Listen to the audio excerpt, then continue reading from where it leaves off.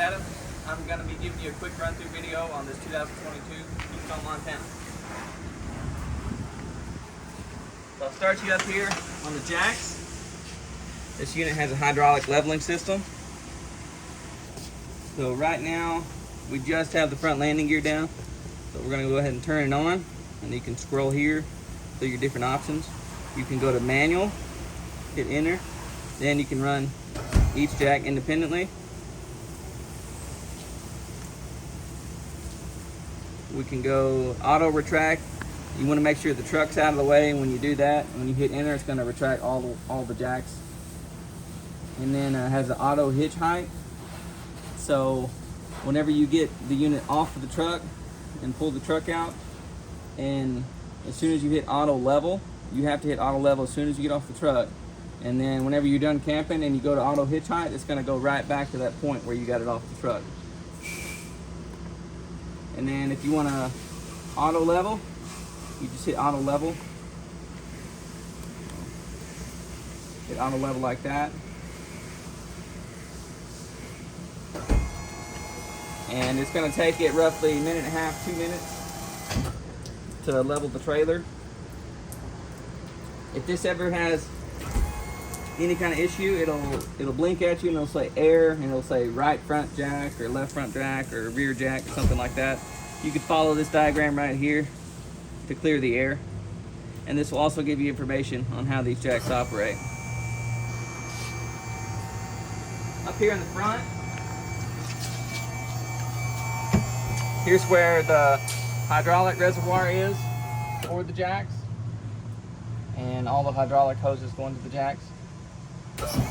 Right back here, this is the battery disconnect for the unit. So it's in the on position right now. If you wanted to kill the power to the unit, turn that to the off position. And this disconnect right here is strictly for the inverter for your residential refrigerator. So if you want to run the fridge, you have to make sure that disconnect is on.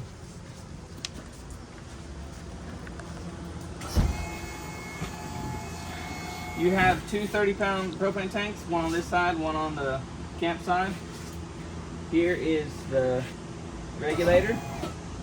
So right now it's pointed to the right, that means we're pulling off this tank. If you have your other tank open, whenever this tank's empty, it's going to automatically pull from the other side. It'll let you know, that green will change to red and let you know this tank needs to be filled. Inside the storage compartment, here is solar panel board for your solar on the roof, and right up there is the inverter for the refrigerator. Now, like I said, turn that battery disconnect on, and it's going to be supplying power to the refrigerator. In our docking station here, you've got a bunch of different switches and knobs. Up at the top is outside shower. This is the water heater bypass. So whenever you go to winterize the unit, you're going to turn that to on, and then you're going to turn this winterize switch to on, and then you're going to hook in your hose right up here, turn the pump on, and it'll pump your antifreeze from the bottle to the system.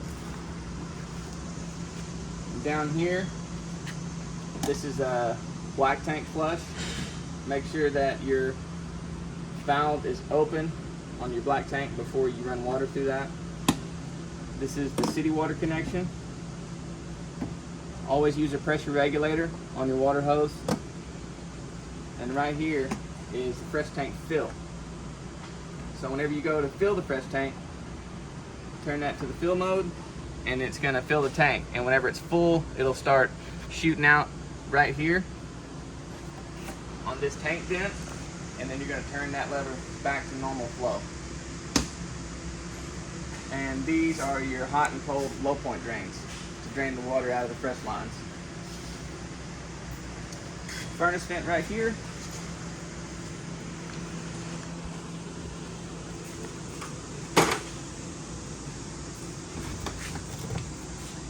Storage compartment.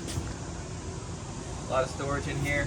All these levers, make sure you flip that tab like that to release it whenever you go to close it. Right inside this compartment is your waste outlet. You have 2 black tanks at the top, that's your toilet water, and 2 gray tanks on the bottom, that's going to be your shower and sink water. And they all come out right here on this main drain line. This is a 50 amp service unit. This is a twist lock shore power cord. Tighten that nut up to lock it into place. When you line up the tab, turn it like that to make sure it's locked all the way in. Water heater. Here's your drain plug. When you go to winterize, pressure relief valve right there.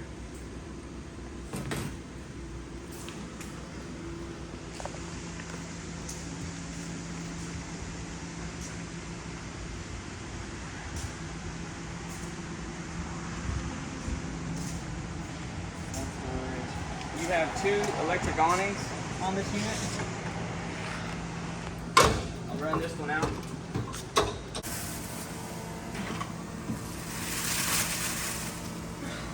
So like I said, you have 2 awnings on this unit. You want to watch for any obstructions when you're running these out. Also want to watch for the wind. If the wind gets up too high, go ahead and run them back in.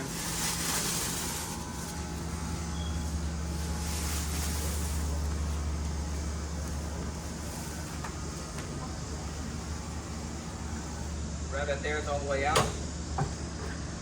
You want to make adjustments on the pitch, you'll have to get a step stool or a ladder, pull that arm down and tighten up that little star nut right there. And that's how you can adjust the pitch on the awning.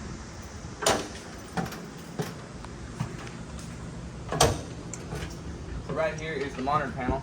That's where I just ran that awning out. And there's the other awning switch. Up here are your tank levels.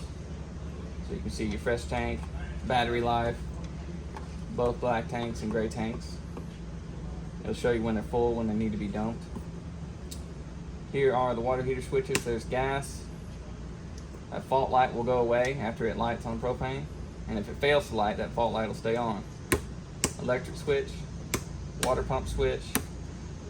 These are your tank heaters for your waste tanks and fresh tank. That's just a heating pad mounted on the bottom of them when you're camping in the wintertime. Front cap lights, safety lights, porch light, awning lights, off door side floodlight, and here are your interior lights. And then down on the bottom are all of your slide out switches. Right here, this is the little panel for the inverter. It's letting you know voltage output right there. You can turn this off holding down that switch right there. Also, it's got this little select knob to show you the status of the inverter.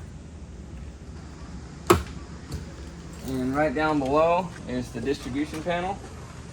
Here's all the 120 breakers. And right down here is labeled what they go to, right on that list. And all your 12 volt fuses on this list, labeled what they go to. Right next to it, this unit has a central vacuum system. So you're gonna hook the hose in right there. And this lever here, you can use a broom, sweep everything up to this one spot. Lift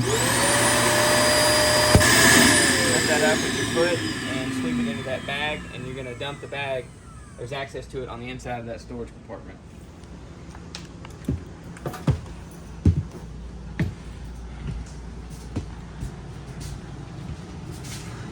Your TV, it needs to be all the way down while you're going down the road. The switch for that is right on the inside of this cabinet.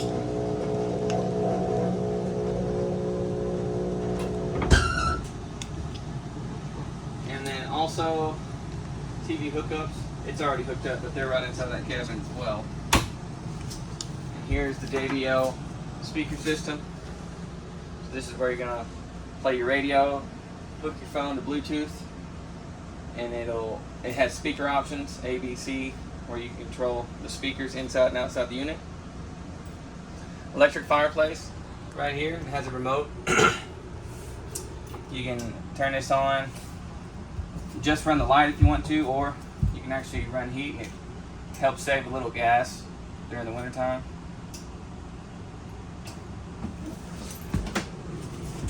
Both of these couches will pull out to make a bed. And this love seat here is plugged into power.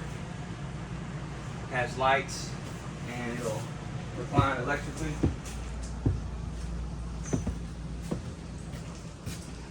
Right up here, this is thermostat for this front air conditioner. So you're going to change everything from this one button on the bottom to go through your modes.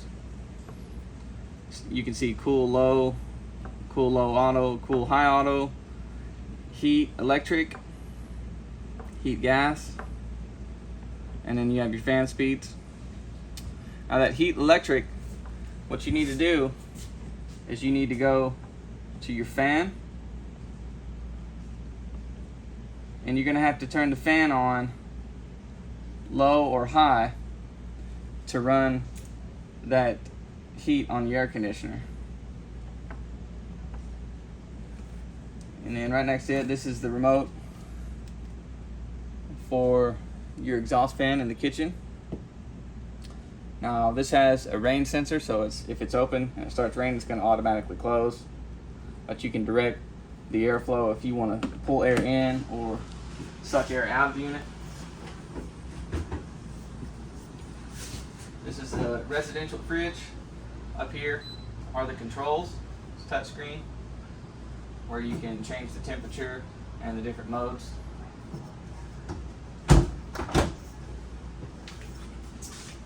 This is the 3-burner range. To light it, turn that knob to high, hold down the igniter. You're going to do the same thing with the oven. Put it to pilot, hold that in, and hold down the igniter until the oven lights. Microwave right there. This receptacle will pop down like that.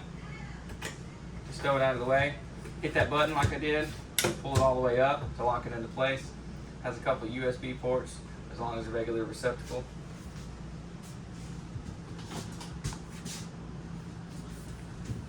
This is the first bathroom in here. You have another Max Air exhaust fan. Looks the same as that one in the kitchen.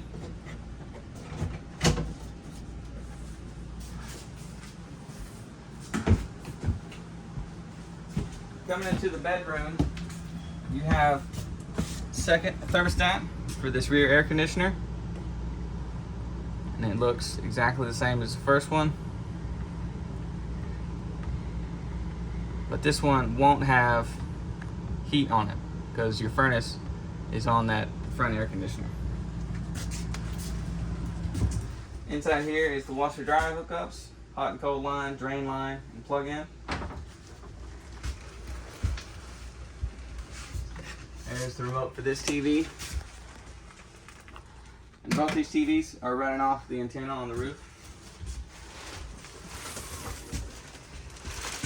Storage underneath the bed, along with your extra chairs for the table in the kitchen, and the vacuum hose and all the attachments for that central vacuum system.